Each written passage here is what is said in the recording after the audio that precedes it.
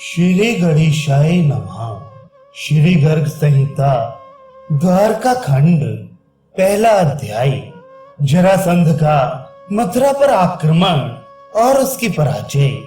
जो वसुदेव के पुत्र और देवकी नंदन होने के साथ ही नंद गोप के भी कुमार हैं, उन सच्चिदानंद स्वरूप गोविंद को बारंबार नमस्कार है। बहुलाशी ने पूछा, ब्राह्मण, मैंने आपके मुख से अद्भुत मथुरा खंड की कथा सुनी। अब मुझे श्री कृष्ण चरित्रामृत से पूर्ण द्वारका खंड सुनाइए। श्री रमा वल्लभ श्री कृष्ण के कितने विवाह, कितने पुत्र और कितने पौत्र हुए। महामती, उनके मथुरा छोड़कर द्वारका में निवास करने का क्या कारण है, ये सब बातें बताइए।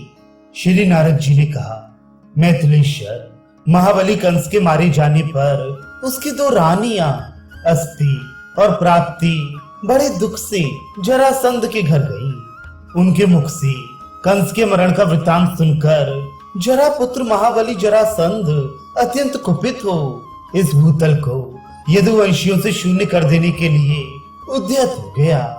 राजन, उस बलवान नरेश ने 23 अक्षौणी सेना साथ लेकर मथुरापुरी पर धावा बोल दिया।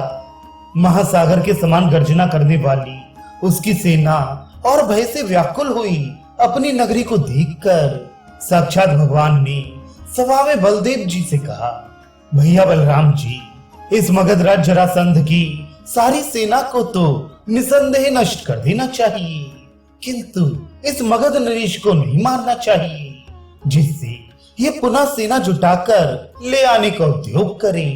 जरासंध को ही निमित्त बनाकर पृथ्वी के राजाओं के रूप में स्थित पृथ्वी के सारे भार को यहीं रहकर हर लूंगा और साधु पुरुषों का प्रिय करूंगा। राजन, भगवान श्री कृष्ण इस प्रकार बात कर ही रहे थे कि वैकुंठ से सबके देखते देखते दो सुंदर रथ उतर आए। उन रथों पर तत्काल आरूढ़ हो महाबली बलराम और श्री कृष्ण यदुवंशियों की थोड़ी सी सेना साथ लेकर तुरंत ही नगर से बाहर निकले। आकाश में देवताओं के देखते देखते भूतल पर यादवों और मगधों में अद्भुत रोमांचकारी एवं तुमुल युद्ध होने लगा। पहले महाबली मगधराज रथ पर आरूढ़ हो 10 अक्षौणी सेना के साथ भगवान श्री कृष्ण के सामने आकर लड़ने लगा।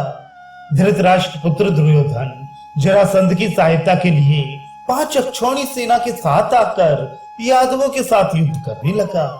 राजन, विंध्य देश का बलवान राजा 5 अक्षौणी सेना के साथ तथा वंग देश का महाबली नरेश 3 अक्षौणी सेना के साथ उस महायुद्ध में जरासंध की ओर से सम्मिलित हुआ। मिथिलेश्वर, इसी तरह दूसरे राजा भी जो जरासंध के वशवर्ती थे, प्राणपण से उसकी सहायता कर रहे थे। शत्रु सेना से व्याप्त आकाश में बाणों का अंधकार फैल जाने पर शांग धनवा श्री कृष्ण ने अपनी शांग धनुष की टंकार ध्वनि प्रारंभ की। उस टंकार से 7 लोकों और 7 पातालों सहित सारा ब्रह्मांड गूंज उठा। दिग्गज विचलित हो उठे, तारे टूटने लगे और सारा भूखंड मंडल कांपने लगा। शत्रुओं का सारा सैन्य मंडल उसी क्षण बहरा सा हो गया। घोड़े युद्ध मंडल से उछलकर भागने लगे तथा हाथियों ने भी अपना मुंह फेर लिया। जरासंध की सारी सेना उस टंकार से भय विवल हो भाग चली और उल्टी दिशा में 2 कोस जाकर फिर वहां आई। इस प्रकार विद्युत की पीली प्रभा से युक्त एवं कांतिमान शांग धनुष की टंकार फैलाकर श्री हरि ने अपने बाण समूहों की वर्षा से जरासंध की सारी सेना को आच्छादित कर दिया। राजन, शांग धनवा के बाणों से शत्रु सेना के रथ चूर चूर हो गए, पहिए टूक टूक होकर गिर पड़े तथा रथी और सारथी भी मारे जाकर भूमि पर सदा के लिए सो गए। गजारोहियों के साथ चलने वाले हाथी उनके बाणों से 2 टूक हो गए। सवारों सहित घोड़े बाणों द्वारा गर्दन कट जाने से धराशायी हो गए। इसी प्रकार उस महायुद्ध में वक्ष स्थल और मस्तक छिन्न हो जाने से पैदल योद्धा धराशायी हो गए। उनके कवचों की धज्जियां उड़ गई थी। वे निसंदेह काल के गाल में चले गए। राजन, जैसे टूटे हुए बर्तन कोई अधोमुख और कोई ऊर्ध्वमुख होकर पड़े दिखाई देते हैं, उसी प्रकार जिनके शरीर कट गए थे वे राजकुमार उस सम्रांगण में कोई ऊर्ध्वमुख और कोई अधोमुख होकर पड़े हुए थे। एक ही क्षण में उस युद्ध भूमि में 100 कोस लंबी खून की नदी बह चली, जो अत्यंत दुर्गम थी। हाथी उसमें गिरह के समान जान पड़ते थे। ऊंटों और गधों के धड़ आदि कच्छप के समान प्रतीत होते थे। रथ शिशुमारों का, केश सेवारों का तथा कटी हुई भुजाएं सर्पों का भ्रम उत्पन्न करती थी। हाथ मछलियां तथा मुकुटों के रत्न, हार एवं कुंडल, कंकड़ पत्थर जान पड़ते थे।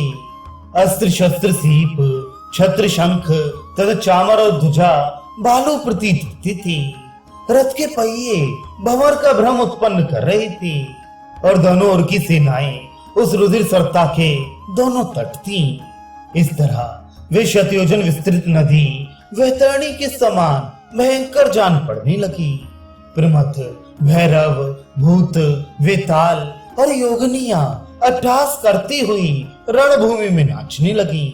निरपेश्वर वे भूत वेताल आदि खप्पर में ले लेकर निरंतर रक्त पी रहे थे और भगवान शंकर की मुंडमाला बनाने के लिए कटे हुए सिरों का संग्रह कर रहे थे। सैकड़ों डाकनियों से घिरी हुई भद्रकाली वहां का गरम गरम रक्त पीती हुई अट्टहास करने लगी। विद्याधरियां, स्वर्गवासिनी गंधर्व कन्याएं तथा अप्सराएं क्षत्रिय धर्म में स्थित होकर वीर गति पाने वाले देव रूपधारी वीरों को अपने पति के रूप में वरण कर रही थी। आकाश में उन वीरों को पकड़कर पति बनाने के निमित्त वे आपस में कलह करने लगी। वे कहती, ये तो मेरे अनुरूप हैं, अतः मैं ही इनका वरण करूंगी। इस प्रकार उनमें आसक्त चित्त हुई सुरवालाएं परस्पर विवाद पर उतर आई थी।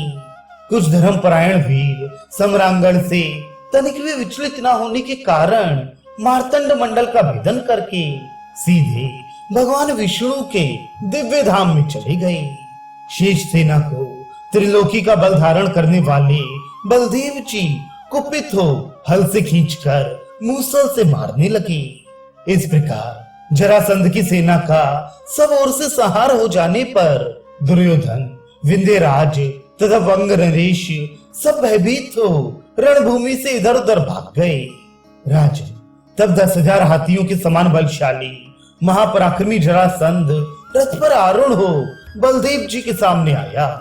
यदुश्रेष्ठ बलराम ने जरासंध के सुंदर रथ को हलाग्र भाग से खींचकर मूसल की चोट से चूर्ण कर डाला। घोड़े और सारथी के मारे जाने पर रथहीन हुए जरासंध ने सारे शस्त्र समूह को त्याग कर बलदेव को दोनों हाथों से पकड़ लिया। फिर उन दोनों में रणभूमि के भीतर घोर युद्ध होने लगा। मैथिल, आकाश में खड़े देवताओं तथा भूतल पर विद्यमान मनुष्यों के देखते देखते वे दोनों महाबली वीर मल्ल युद्ध में 2 सिंहों के समान जूझने लगे।